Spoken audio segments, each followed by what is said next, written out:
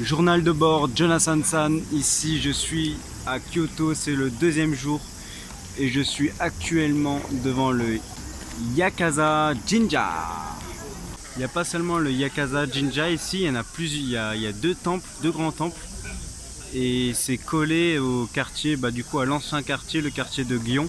Et c'est pour ça qu'il y a énormément de touristes. Il y a vraiment de super couleurs. Bon, à part les touristes, mais sinon, sinon il y a beaucoup de petites lanternes oranges comme ça, enfin de grandes lanternes même, avec beaucoup de statues. Enfin, le temple il est vraiment beau. Ok, alors aujourd'hui il fait vraiment super chaud, mais bon, ça m'empêche pas de visiter les temples, parce qu'il n'y a que ça de vrai au Japon, les temples et les sanctuaires. Donc voilà, ça c'est le Yakuza Jinja, c'est vraiment super grand comme domaine. Et ça continue encore au fond. Mais bon, là vous voyez déjà que ça rigole pas. Un peu ce petit étang. Très sympatoche. Avec des arbres, avec des fleurs. Et du coup les pétales elles tombent.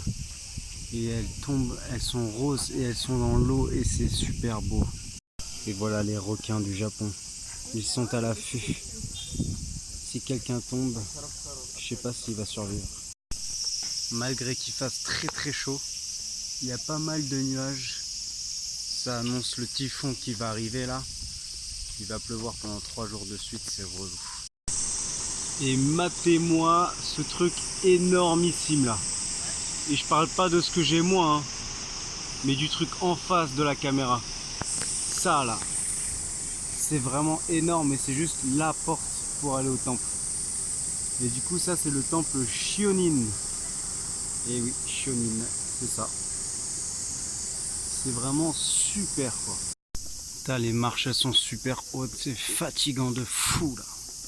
Mon corps il répond plus là depuis quelques jours. Et voilà, ça c'est Shionin. Putain, le temple principal il est vraiment énorme aussi.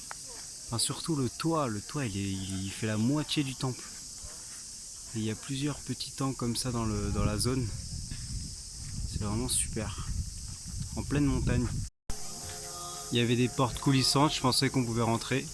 Je suis rentré, je me suis fait direct recal par le moine pendant la prière. Ça se voit pas que je suis moine moi aussi. Il reconnaît même pas les propres membres de sa famille quoi. C'est une honte pour les moines de Kyoto. Il y a un temple plutôt vraiment un petit temple sympa. Bon, tu peux pas rentrer, c'est juste pour prier. Mais avec les fleurs, tout ça, ça fait une atmosphère plutôt agréable. En plus ça sent l'encens. Mais tu comprends pas, il y a des offrandes. C'est des bouteilles du combini avec, il y a du Coca-Cola, du Fanta, de l'ice tea, du thé. Tu comprends pas trop. Je crois que c'est le dieu et la soif. Et comme il peut pas aller au combini, il demande à ses apôtres. Et du coup, dernière chose à voir, à côté de la zone du Yakuza Temple, du coup c'est le jardin de Shorenin. Bon, du coup c'est derrière ce bâtiment. Ok, bon on n'y va pas parce que c'est 500 yens. 500 yens, 3,50 €, 4 € presque, pour visiter un parc. J'ai vu, il est tout petit et c'est à peine tu fais le tour d'un étang. Donc bon, j'ai déjà visité ces derniers jours des parcs qui étaient vraiment plus grands et plus jolis à voir. Donc je vais pas dépenser du fric pour voir un petit jardin. Allez, passons à la suite. Alors aujourd'hui on va visiter tout le côté est de Kyoto, donc c'est là où il y a un maximum de temples. Et ce qui est bien dans Kyoto, c'est que déjà il y a les lignes de métro, il y en a pas mal. Et c'est surtout le réseau de bus qui est super bien développé. En fait il y a vraiment des arrêts et des bus partout. Et ce qui est bien, c'est qu'ils offrent des day pass, donc des tickets pour la journée. Je crois que s'il y avait écrit que c'était genre 600 ou 800 yens, donc entre 5 et 7 € le pass de la journée. Donc si vous comptez faire tout le tour de Kyoto en une journée, c'est pratique, comme ça au moins vous prendrez les bus pour 6 € en tout.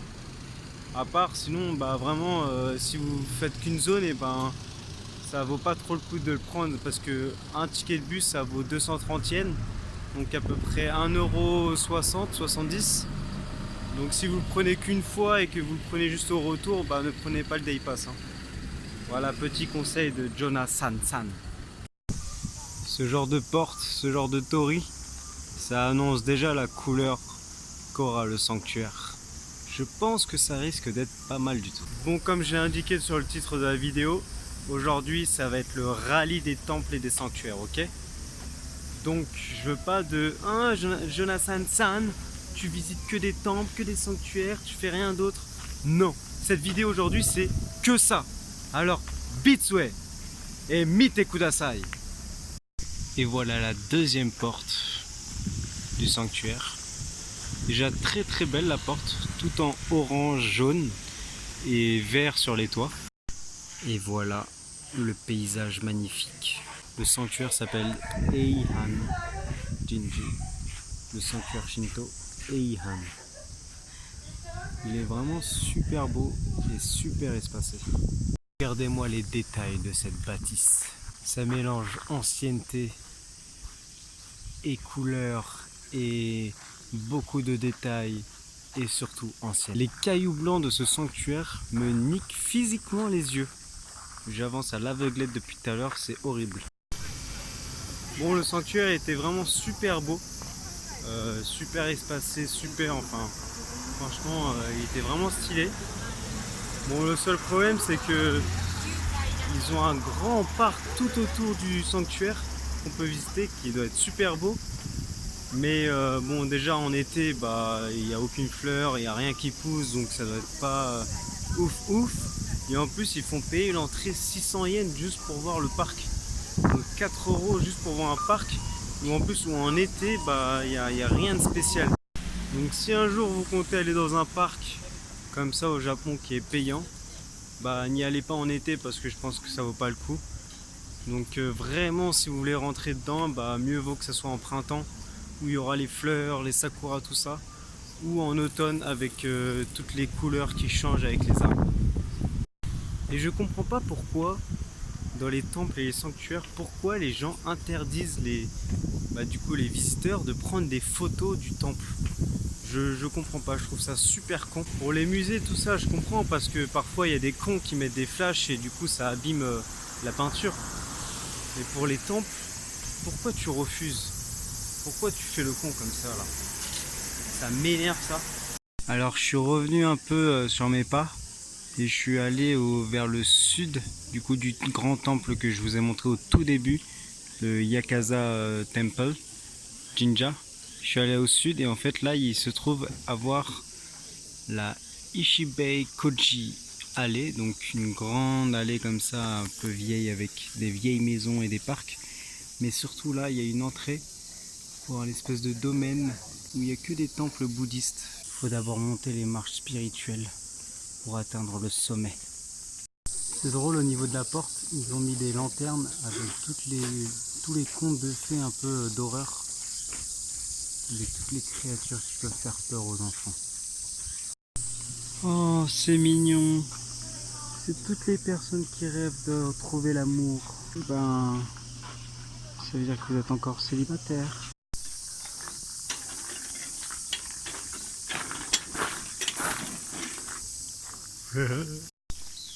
C'est vraiment des bâtards parce que au début de la porte, ils disent que c'est gratuit. Et une fois arrivé devant la zone pour visiter tous les temples, ils disent que ça coûte 600 yens. Donc ouais, ça me dérange pas de payer 4,50 € pour ça parce que ça a l'air pas mal et qu'il y a beaucoup de temples et il y a surtout la statue de Kanon à voir. Mais ça me saoule qu'ils me fassent l'amour comme ça là. Je me sens trahi. Et ce qui est bien ici aussi, c'est que c'est très Shizuka. Donc il n'y a vraiment pas beaucoup de touristes, sûrement parce que c'est payant. Et du coup, ça rend un peu l'endroit un peu plus spirituellement parlant positif. On peut même visiter l'intérieur. Bon, il y a écrit pas de picture, pas de photo, mais nique, hein. On s'en fout des japonais. C'est vraiment super beau l'intérieur. Il y a des petites peintures de geisha en fond rouge là. Il y a beaucoup de décorations. Et avec ça, on a vue sur un jardin zen. Donc typique japonais et uniquement japonais. On est en plein été, mais il y a déjà pas mal d'arbres qui commencent à avoir quelques petites couleurs rougeâtres. Putain, il me fait de la peine ce poisson, il est tellement gros. Et l'étang il est tellement pas profond que son dos il ressort de l'eau. Il a du mal à se déplacer. Heureusement qu'il va pleuvoir ces prochains jours. Hein. Allez, bon courage mon petit. Ouah, ce temple il est tellement vieux. Ils l'ont pas du tout rénové, ils l'ont laissé à l'état comme il était avant. Et du coup, vous pouvez voir qu'il y a beaucoup de dessins, mais que c'est en très mauvais état. Ça a du charme. Petite traversée d'une forêt de bambous. C'est très court, mais ce qui est cool, c'est de voir les bambous. Hein. Comme il n'y en a pas en France, ici on kiffe quand on en voit. C'est vraiment impressionnant la hauteur qu'ils ont. Bon, ce parc il était super sympa. Dommage qu'ils ont fait les bâtards en disant que c'était gratuit.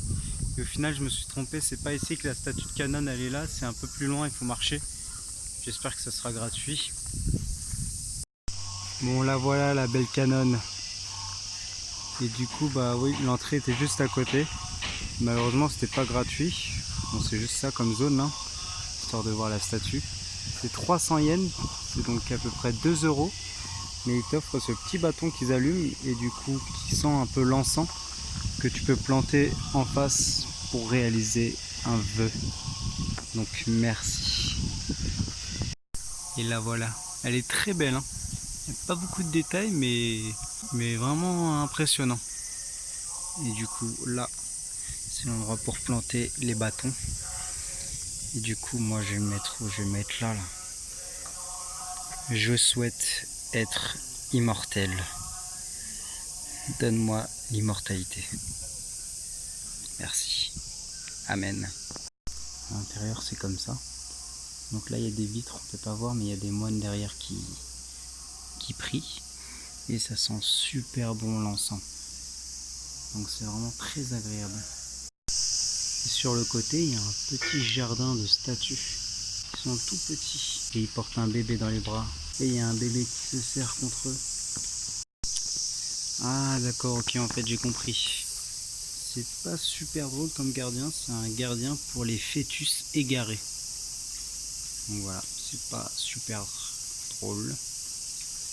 C'est même badant un petit peu. Une boutique, et ils proposent ce que j'avais déjà goûté l'année dernière qui est super bon. Des espèces de pâtisseries, c'est super doux. Genre quand tu touches on dirait un peu de la peau de bébé. Et à l'intérieur c'est fourré ou aux haricots rouges, fraises, pêche. Et moi je vais prendre pommes et abricots. Pour 550 yens, donc pour à peu près 3 €, 3,50 €. Bon, au final j'ai acheté les petites pâtisseries. Et c'était drôle parce que la dame de la caisse elle voulait m'enlever les taxes. Mais en fait quand tu es en visa PVT, donc en working holiday, tu peux pas enlever les taxes. C'est que en visa touriste. Et du coup on a un peu parlé parce que du coup elle voulait savoir ce que je faisais ici. Et ouais, j'ai parlé japonais. Bah ouais, on ne croit pas quand je dis que je suis japonais.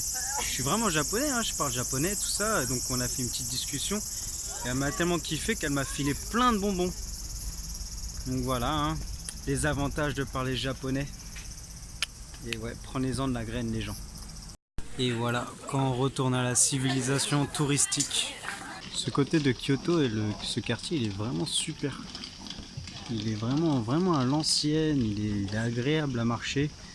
En plus là, il fait pas très lourd à cause du vent, donc c'est parfait. Donc vraiment, c'est cool.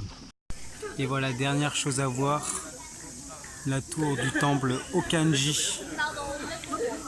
C'est vraiment très vieux et pas du tout entretenu. Donc c'est vraiment super beau. Je viens juste de découvrir un petit temple archi drôle. Donc il y a une statue et il y a plein de vœux dans des espèces de mini coussins comme ça. Il y en a vraiment des milliers, c'est vraiment super. Donc il n'y a pas que là, hein. Il y a tout le temple, c'est recouvert de vœux de coussins. Omoshiroi, vraiment très omoshiroi. Je viens d'arriver au sanctuaire Inari. Donc je viens de faire à peu près 50 minutes de marche vers le sud. Et du coup dès que tu arrives au sanctuaire du dieu Inari, et tu as plein de stands de bouffe. Et me voilà devant la porte du sanctuaire, donc Fushimi Inari Taisha. Alors le sanctuaire il n'est pas connu tout d'abord parce qu'il est grand, il est beau, il a plein de couleurs, plein de détails. et il est très populaire, surtout parce que c'est le sanctuaire du dieu renard. Mais il est vraiment connu pour autre chose. Mais il est connu pour ses torii. Pas 15 torii, non. Pas 100 torii, non. Pas 1000 torii, non mais vous êtes fous, pas 1000 torii, non.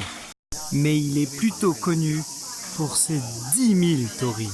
Oui messieurs, dames, 10 000. Donc voilà, en fait, ce sanctuaire, il est connu parce que vous montez toute la colline derrière le sanctuaire et en fait, vous traversez comme ça environ 10 000 portes jusqu'en haut, jusqu'au sommet. Et franchement, c'est fatigant, hein. Nous, la dernière fois, on n'avait pas trop eu le temps de le faire, donc on s'est arrêté à, je dirais, 30% du chemin. Donc cette fois, Fred, Eric, je vais y arriver et je vais penser à vous. Et je vais le faire pour vous. Donc au début, ouais, il y a beaucoup de touristes. En plus, c'est tous des cons parce qu'ils s'arrêtent tous pour prendre des photos. Alors qu'il y a 10 000 tories. Faites pas ça direct 10 mètres après pour les 10 premières portes. De toute façon, plus on monte, plus il y a des gens qui vont abandonner. Comme vous pouvez le voir, il y a un petit plan de toute la colline à monter. Donc nous, on est là. Et il faut monter tout ça. Donc je pense que je vais faire le grand tour à l'aller et redescendre par le petit. Et c'est parti.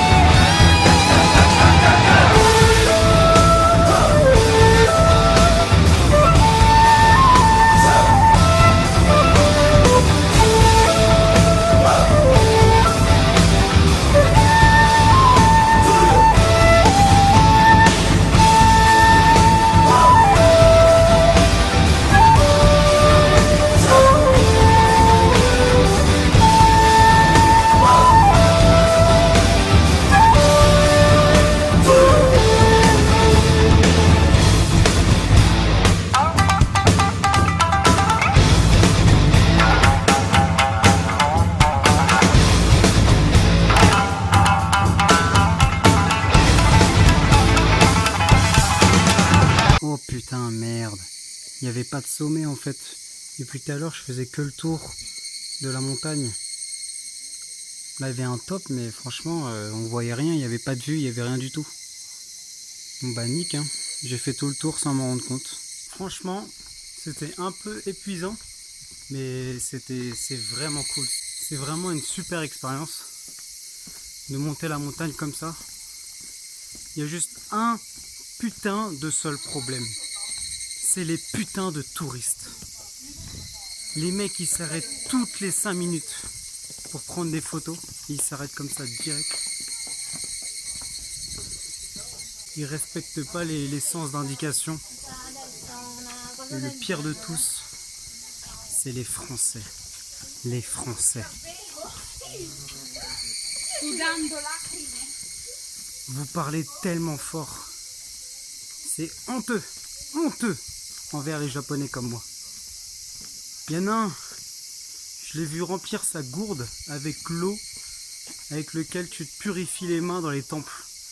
Et l'autre, carrément, il y avait un autre Français qui se lavait les pieds. Et... Mais vous respectez un peu mon pays là? Wow. Les vacances d'été, j'ai hâte que ça se finisse en France. Hein. Et retourner bosser. Moi, je suis enfin redescendu de la colline. Franchement, super expérience. Je le conseille direct. Il y a plein de temples, c'est super joli. L'ambiance est mystérieuse. Il y a plein de portes de torii partout dans la forêt. Franchement, c'est cool. C'est incroyable, c'est unique. Voilà, c'est tout ce que je voulais dire. Et Fred et Eric, eh ben je l'ai fait. Voilà, je l'ai fait pour nous. Parce que la dernière fois, on l'a pas fait. Donc maintenant vous pouvez avoir la conscience tranquille. Bon, maintenant il est l'heure de manger. Ok, ce soir on va faire du sale.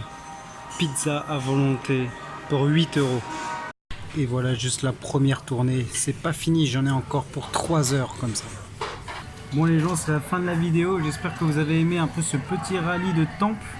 C'est vrai qu'aujourd'hui il n'y a eu que ça dans cette vidéo, mais bon, on peut pas tout avoir chaque jour. Donc aujourd'hui c'était les temples. Demain ça sera peut-être encore quelques temples. Mais il y aura une petite surprise à la fin. Bon là il y a les pizzas qui m'attendent. Je vous dis Oyasumi Nasai, Sayonara et à la prochaine vidéo. Bye.